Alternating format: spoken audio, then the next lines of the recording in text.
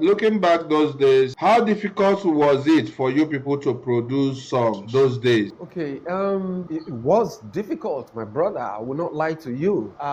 During those days, when you are signed onto a record label, first of all, because you're starting, you don't really have the resources. You have to have somebody help you to sponsor your recording because you only have only ideas. You understand? Yeah. So before you go to the studio, you have to make sure you organize what you're going to the studio to do. The reason is you have a very short time in the recording studio to do all that you must do. So you have to prepare so that when you get into the studio, you're fast, you do this, you put that. You sometimes you are given only about 7 to 8 sessions of 8 hours each to finish like an album of 10 songs. Wow. So you can, yeah. So when you're going into the studio, you have to be quick. You have to know what you want to do, because it was expensive and not much money was around for you to play around, and experiment and stuff. So you have to know what you're going into the studio to do, prepare the songs, prepare everything, so that when you get in there, you just do it before you get out. If you don't finish what you're doing, it becomes a problem.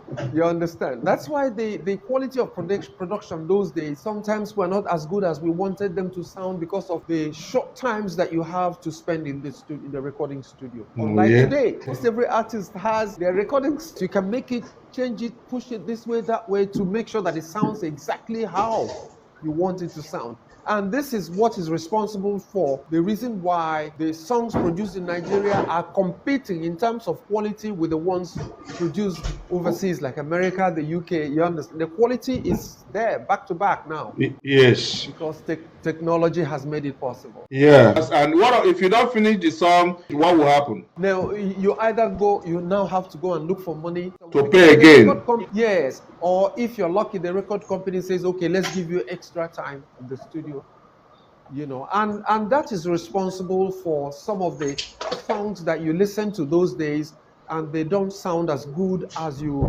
expected them to sound. You understand? Yeah.